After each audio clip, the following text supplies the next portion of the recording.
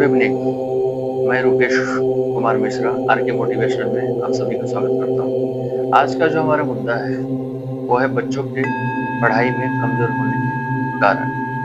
आपको ऐसा नहीं लगता कि इस भाग दौड़ की जिंदगी में हम अपने बच्चों के ऊपर सही मार्गदर्शन नहीं दे पा रहे हैं? उसका क्या कारण है?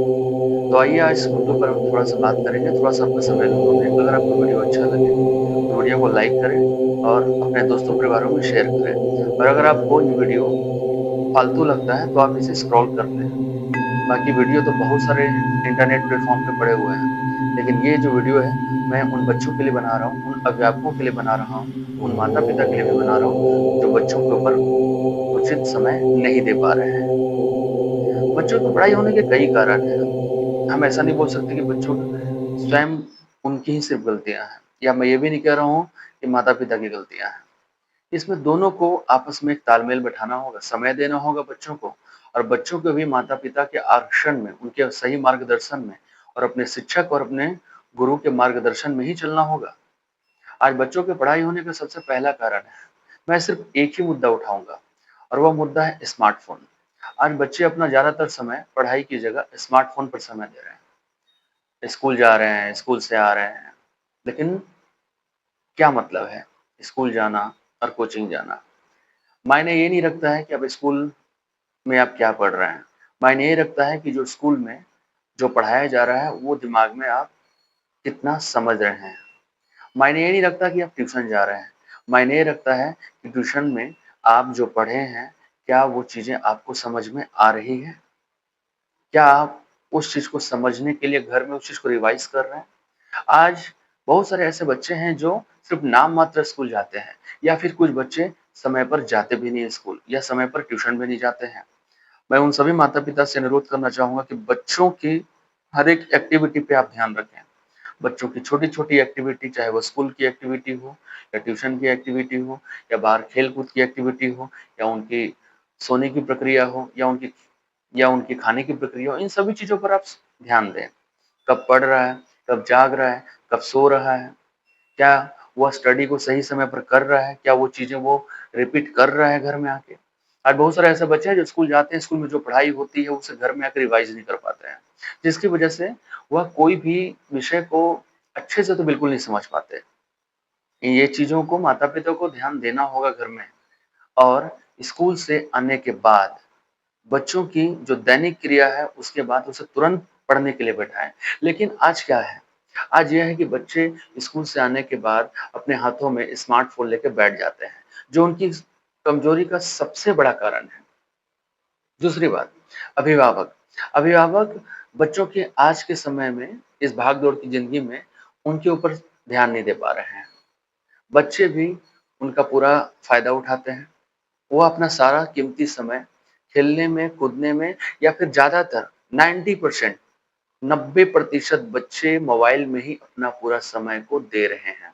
मोबाइल में मोबाइल पकड़ना या मोबाइल में कुछ देखना कोई जुर्म नहीं है, लेकिन मोबाइल में वह क्या देख रहा है? कहीं गेम तो नहीं खेल रहा है? क्या हुआ, अपने स्टडी से रिलेटेड कुछ पढ़ रहा है या फिर? लेकिन रियल बात तो यही है कि बच्चे मोबाइल में कार्टून, शॉर्ट रील, वीडियो जैसी बेकार की चीजें, फालतू की चीजें देखने में अपना समय व्यस्त करते हैं। पहले के जमाने में ये स्मार्टफोन नहीं थी, तो क्या बच्चे नहीं पढ़ पा रहे थे? बच्चे पढ़ पा रहे थे। बच्चे बल्कि पहले ज्यादा पढ़ते थे। आज की अपेक्षा बच्चे पहले ज्यादा स्ट्रांग थे, मानसिक रूप से भी और एजुकेशन रूप से भी बहुत ही मजबूत थे। लेकिन आज हमारी पढ़ाई जितनी सरल हो गई है, बच्चे और उतने कमजोर होते जा रहे हैं। और कहीं न कहीं ना बच्चों के साथ-साथ उन अभिभावकों का भी ध्यान ना दे पाना भी एक महत्वपूर्ण कारण है। बच्चों की छोटी-छोटी जिद को पूरा करने के लिए वह समय देते हैं, लेकिन बच्चों की पढ़ाई पर वो उचित समय नहीं दे पा रहे हैं। मैं किसी माता-पिता को दोषी नहीं दे रहा हूँ, लेकिन यह उम्र नहीं है बच्चों का पूरा ध्यान मोबाइल में रखने का। आज छोटी-छोटी बातों पर बच्चे रूठ जाते हैं और अपनी जिद को पूरा करने के लिए वह अपने पेरेंट्स से, माता-पिता से जबरदस्ती उन अपनी इच्छाओं को पूरा करने के लिए मजबूर करते हैं। माता-पिता भी कहीं न कहीं बच्चों के प्रेम में उनकी हर ज़रूरतों को पूरा करते हैं। उनकी ज़रूरतों को पूरा करिए।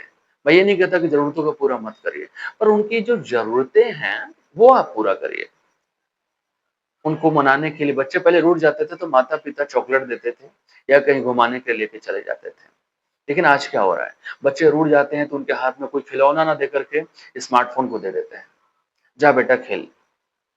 कोई ध्यान नहीं, सिर्फ़ उन्हें खुश करने के चक्कर में। अरे बच्चों की आज की खुशी से ज़्यादा जो इम्पोर्टेंस है भविष्य में पूरी ज़िंदगी भर खुश रखना। अगर बच्चों को आप ज़िंदगी भर खुश रखना चाहते हैं, तो बच्चों के ऊपर अभी से थोड़ा अनुशासन करें, उनकी हर ज़रूरतों को पूरा ना करें। आज बच्चे स्कूल जाने के नाम पर बहाना भी करते हैं और हम माता-पिता या आप माता-पिता उनकी बातों को मान भी लेते हैं, उनकी हर एक इच्छा को स्वीकृति भी दे देते हैं।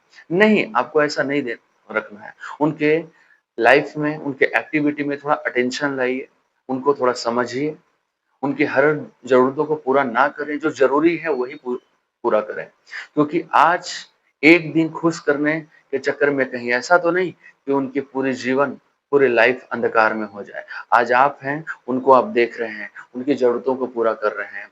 कल को डेट में वह जब अपनी ज़िम्मेदारी में, अपने मैच्योरिटी में आएगा, जब उसके अपने कंधों पर ज़िम्मेदारियाँ बढ़ेगी, तो कहीं ऐसा ना हो कि वह दूसरों के सहारे चले। बच्चों को आत्मनिर्भर बनाना है, तो उनका आज सुधारना होगा। अगर कल सुधारना है, तो आज सुधारना होगा। बच्चों की छोटी-छोटी बातों को आप पूरा ना करें। मेरा आप सभी माता-पिता से यही अनुरोध है। मैं ये नहीं कहता कि आप ध्यान नहीं दे पा रहे हैं, लेकिन कहीं न कहीं आज की डेट में वैसे सभी माता-पिताओं को अपने बच्चे प्यारे होते हैं, लेकिन इसका मतलब ये नहीं या बच्चों की गलत चीज़ों पर भी आप स्वीकृति दे दें। उनको खुश करने के चक्कर में आप उन्हें हमेशा इतना लाड प्यार कर दें कि वह बच्चे अपना आज खराब कर लें। आप अकेले में ध्यान से इस बात को सोचें और बच्चों का अब ये फर्ज़ बनता है कि अपने गुरु, अपने टीचर या अपने माता-पिता के आरक्षण में ही रहें, उनके सही मार्गदर्शन में ही चलें। इनमें बच्चों और माता-पिता का तालमेल होना ज़रूरी है। छोटी-छोटी बातों को लेकर के बच्चे अपने माता-पिता से लड़ पड़ते हैं, झगड़ पड़ते हैं और कहीं न कहीं माता-पिता ममता उनका पिघल जाता है और वह बच्चों की हर बात को मानते हैं। हर बात को ना मानें, जो ज़रूरी है वही बात मानें। पढ़ाई को लेकर के आप थोड़ा स्ट्रिक्ट हो जाएँ और बच्चे भी अगर अपने माता-पिता का बात नहीं मानेंगे, टीचरों का बात नहीं मानेंगे, तो उनको आने वाला भविष्य बहुत ही अंधकार में चला जाएगा। तो आप सभी माता-पिता से यही अनुरोध है कि बच्चों के ऊपर उचित समय दें, उचित ध्यान दें। Thank you.